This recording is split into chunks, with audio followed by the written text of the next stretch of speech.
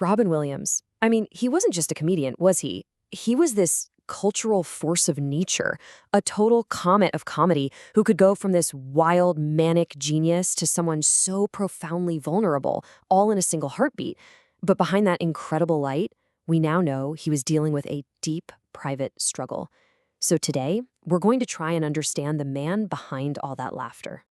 And that's the thing. When he passed away in 2014, the entire world was left with this one, just agonizing question.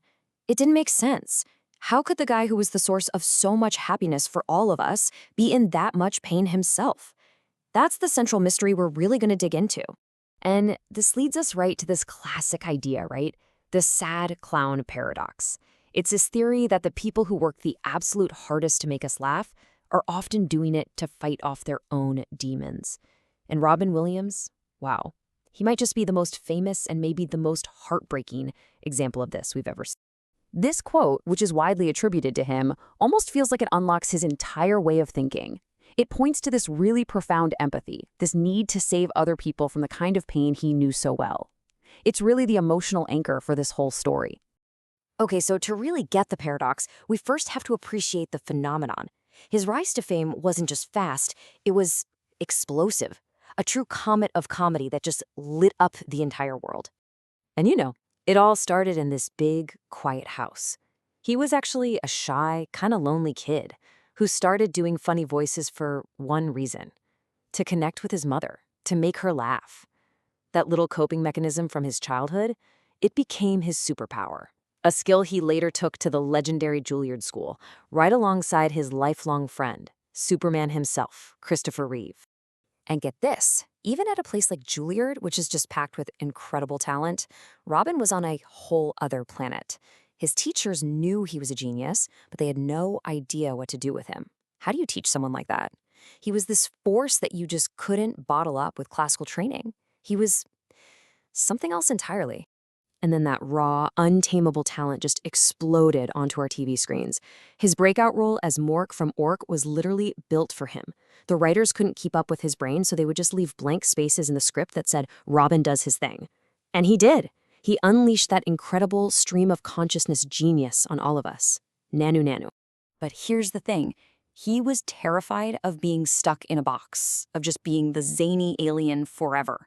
He knew he had so much more to offer, and that really sparked this deep pursuit of artistic substance and serious dramatic roles. I mean, what a perfect example. Before Robin Williams voiced the genie, big A-list movie stars just didn't really do animation. It wasn't a thing. But he didn't just read the lines. He improvised for hours and hours, creating this character that was so unbelievably vibrant and alive that he basically changed the entire animation industry overnight. They even gave him a special Golden Globe for it. And then you have his dramatic work, which showed us a completely different Robin. As John Keating, he wasn't manic at all. He was quiet, warm, and so inspiring. Carpe diem. He literally became a teacher for an entire generation, proving he could own the screen with stillness just as powerfully as he could with chaos. And this was the moment, the culmination of all that work. His Oscar-winning role as the therapist Sean Maguire in Good Will Hunting was just a masterclass in quiet wisdom and gut-wrenching heartbreak. All the usual comedic armor was gone, and what was left was this profoundly real performance that earned him the highest honor in Hollywood. But through all this incredible success, the shadows were always there. And to his credit, he was remarkably open about his struggles. But what we, the public, knew, well, that was only part of the story. He fought addiction for decades. The tragic death of his close friend John Belushi was a huge wake-up call that led him to get sober for 20 years. But the fight never really ended. He even joked about it in a stand-up, using his own pain to try and destigmatize addiction for everybody else. Okay, and this is where we get to the final, tragic chapter of his life. Because the story that took shape after he died was based on a really incomplete, and as it turns out, just an incorrect understanding of what he was really going through. I think we all remember where we were when we heard the news. It was just shattering. The shock was universal. And the immediate assumption, based on everything he'd been open about, was that he had finally lost that lifelong battle with depression. But that wasn't the real story. Now this right here, this is the crucial part. This is the tragic misunderstanding. On one side, you have the narrative that everyone believed, a battle with depression. But on the other, you have the devastating truth that came from the autopsy. He was suffering from one of the worst cases of Lewy body dementia that doctors had ever seen. And Lewy body dementia is absolutely terrifying.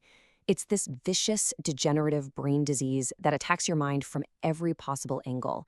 We're talking severe paranoia, crippling anxiety, horrible insomnia. He was losing his mind, the very thing that was his gift to the world, and he knew something was terribly wrong, but nobody could figure out what it was. So when you look at it through this new lens, his final act wasn't a surrender to sadness. It was, most likely, a desperate escape. An escape from a neurological torment that was invisible and, for him, just incomprehensible. He wasn't losing a battle with depression, his brain was being ravaged by a disease. Knowing this, it changes everything, doesn't it?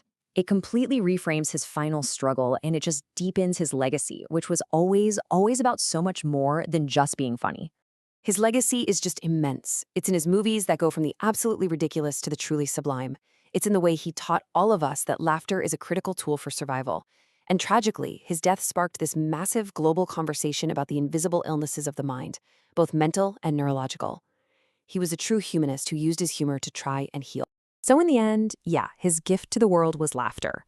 But his lasting legacy? It might just be compassion, a deeper understanding that you truly never know the battle someone else is fighting inside. And that really leaves us with one final question to think about. How do we honor that legacy? How do we carry that compassion forward in our own lives?